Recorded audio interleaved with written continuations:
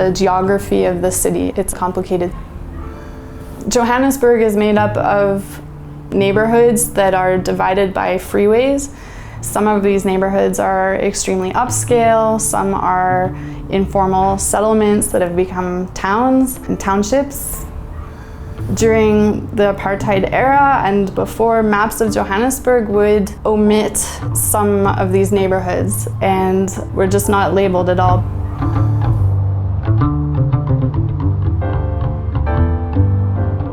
I've learned a lot more about where I'm from, just from skating in the streets and meeting people who live in Joburg than I ever would have imagined. Skating in the city, you're not just driving in your car past different spots and seeing people, you're actually skating, you're getting involved.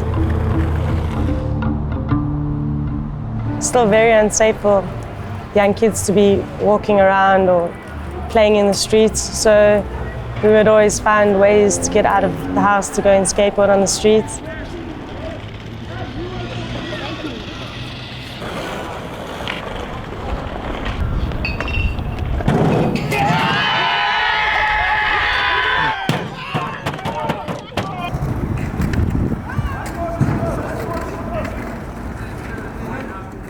South Africa.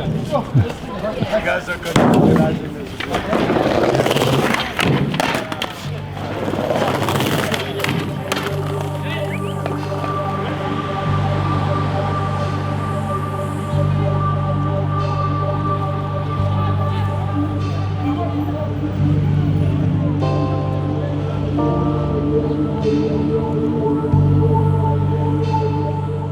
I was born in 1982. I grew up just at the end of apartheid. What my parents tried to do for me and my sisters was instill a great sense of independence and strength in us. Tembisa was a very violent time. Sometimes we couldn't even go home. I'd have to sleep over at a friend's house because it was too dangerous for me to travel home. There was these hectic gangsters, and they were called the Toasters. And they drove around in the car, and if you were walking with your friends, they'd just take you in the car and you'd disappear for weeks. Your parents wouldn't be able to find you. And then they'd spend hours and hours, weeks on weeks, raping you and then release you. And then all of a sudden, you'd be like back on the streets. And everyone knew who they were, but those were the challenges that girls faced. It took a very long time for that system of the Toasters to get out of the hood. And even now, I'm not even sure if they're completely out of the hood.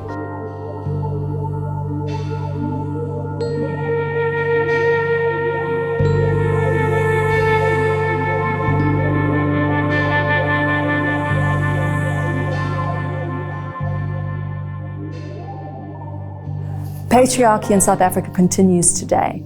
We have a strong history of kind of traditional patriarchy in South Africa, and we also have the same kinds of patriarchal challenges that you would see all over the world, coming together to make sure that women have kind of bear multiple oppressions.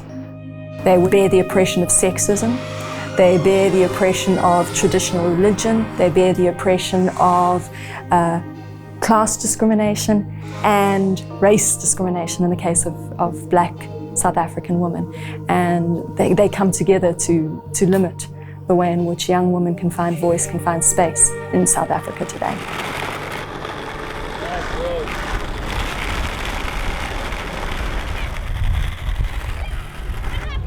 In a place like South Africa, there's a lot of violence against women, there's a lot of stereotypes in terms of what women can do and what they can't do, and that can be broken.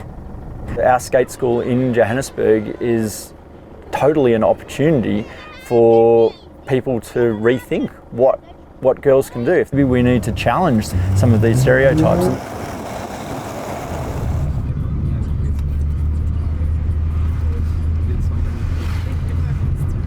Oliver and Ayanda actually, when they first came here, they wanted to start programs straight away. So they were looking for places in Johannesburg where they could start, and they found this bowl in Troyville. It was the first outreach location. And they cleaned up the bowl. It was just filled of craziest things you could ever imagine. I started volunteering then. They had been running it for a few weeks, and I came in and we painted the bowl, and we just started sessions straight away from there.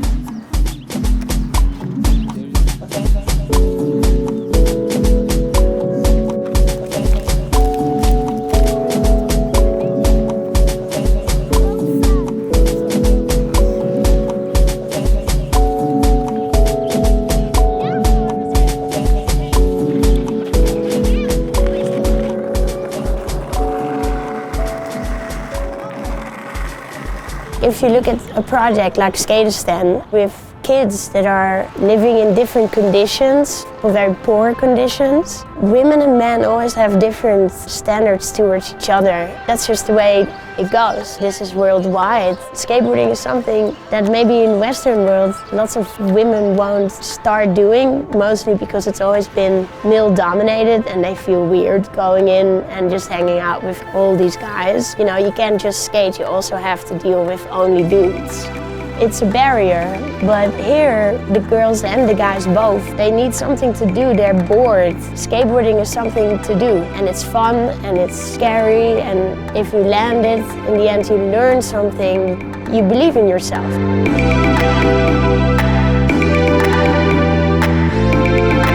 You have this moment that you just did a trick that you didn't know how to do before. If those kids get that feeling, they also feel like they've achieved something all by themselves.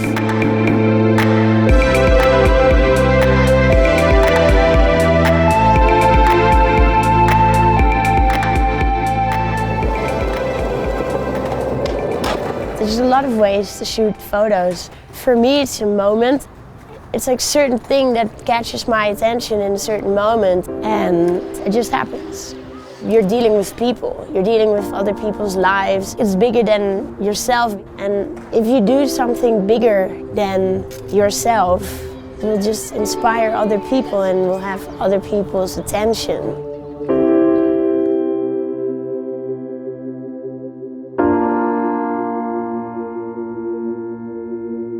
Black Sash was a very important organization in the anti-apartheid struggle. Nelson Mandela called us the conscience of white South Africa. There were some white middle-class women who decided that they didn't like what was happening in the country.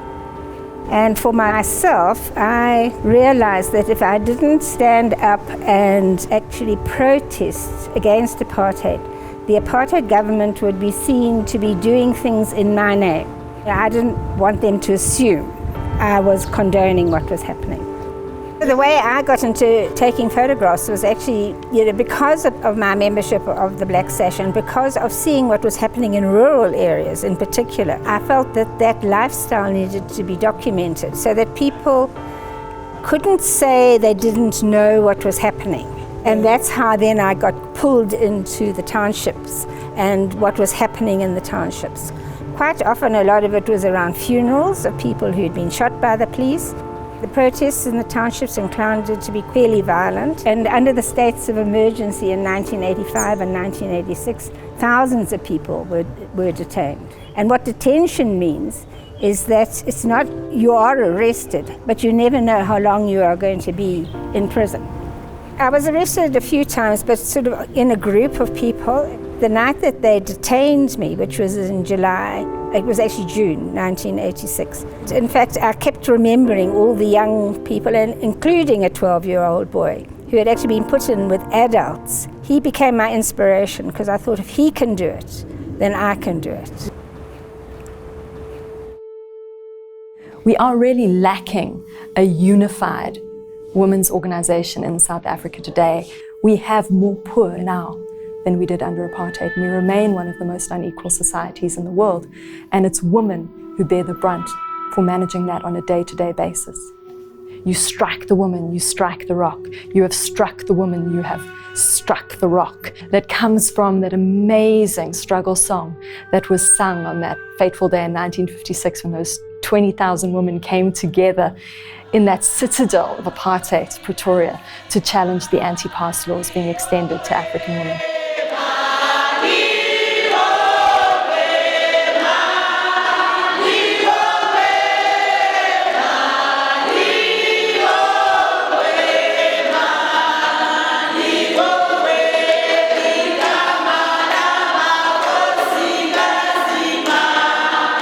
We've located history within a very particular kind of paradigm of the past is the past. Why do we need to know about what happened then? But the reality is those women from the past could serve as such incredible examples for what young women today could be doing in order to take control and forward their own rights.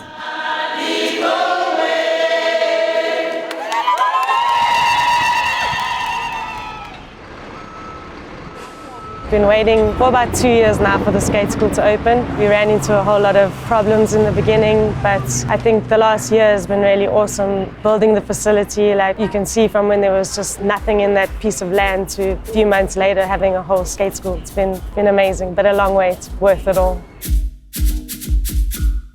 It's incredibly exciting. Every single time you're just sitting on a computer, typing emails and doing this, and you just think it's never going to come together, and you just have one problem after another, and then all of a sudden you're in this totally incredible place that has so much potential for the next maybe even 50 years. It's sort of all dawning on me like, wow, it's actually here, it's actually happening.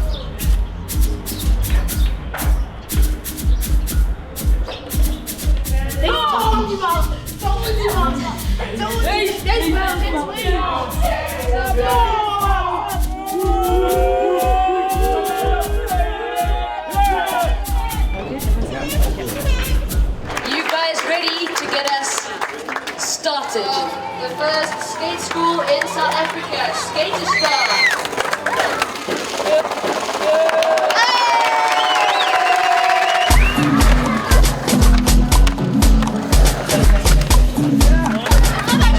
The opening of the skate school, which was super successful and so exciting. I've been having like skateboarding daydreams and thinking and wishing we had a skate park in Johannesburg since almost 20 years ago.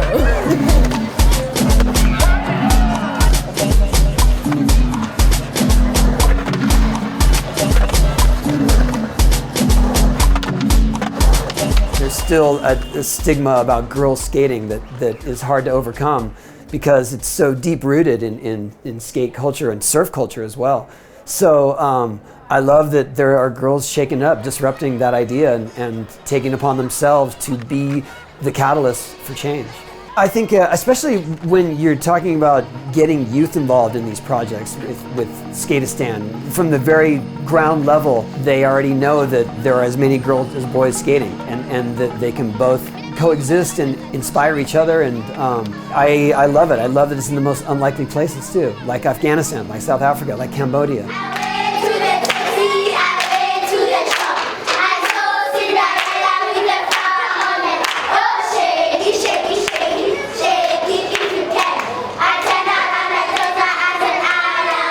South Africa, we are the highest women who are being abused. Some pieces of legislation, they favor the perpetrators rather than favoring the victim themselves. This is what we want to advocate, you know, as women, that we need to do some amendments in some of the acts that are affecting women. This project, it's a wonderful project, coming together as a rainbow nation. This is what I see inside. We're trying to teach our future leaders. Allowing both boys and girls to mingle, allow them to see themselves as equal in society. Are you surprised that girls are skateboarding? Very surprised. I think that is only for men, but now I can see that there is a lot of challenges, which means that women also, they are being involved in these things. Anything that a woman can do, even a man can do it. Even a woman, what a man can do, a woman can do it.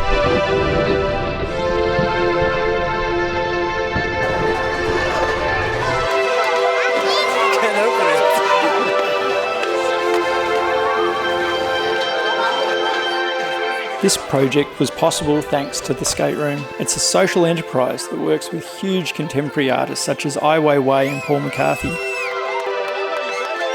On the opening day, we got a huge surprise. Paul McCarthy delivered a life-size statue of Barack Obama in socks holding up a skateboard as a shield. Paul and his son Damon created a series of limited edition skateboards that are sold all over the world to raise money for Skateistan. These artists show us how vital it is to confront the established order.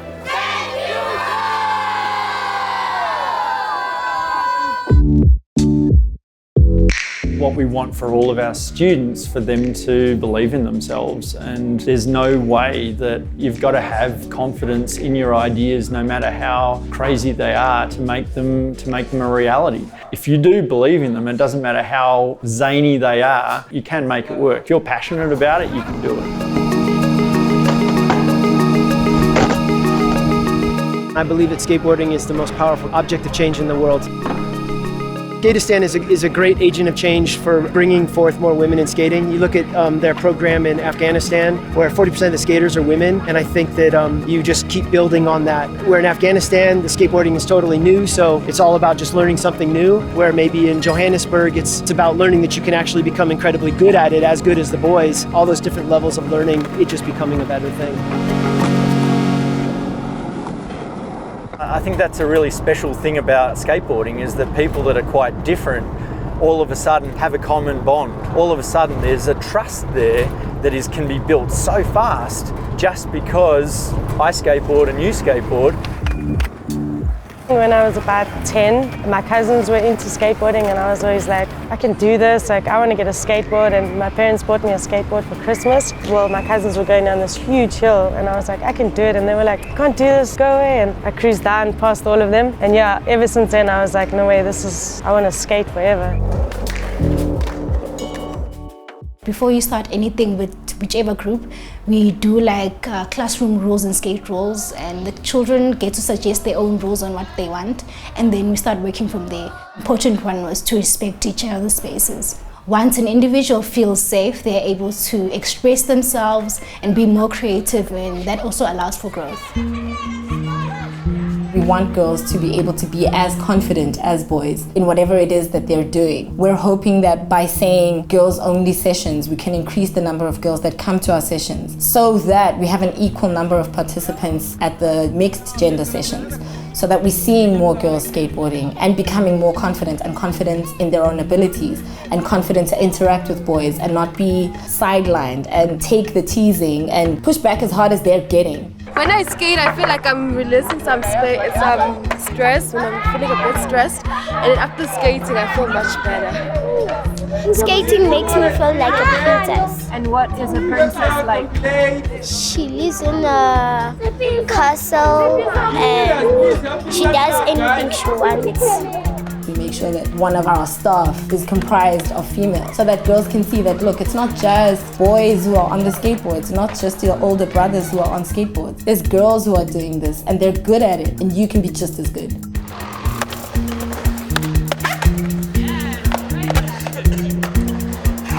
I think that in skateboarding, it's good if you learn it young. You learn that falling is all a part of it, and you can take that into your life and realize that failure doesn't really mean failure, it means that you're learning. So I think that's good for a young person to learn. Girls should believe that they can do whatever they want. It's as simple as that. And if we can instill that in one girl, we can instill it in 20 girls. And if we can instill that in 20 girls, then we're doing the right thing.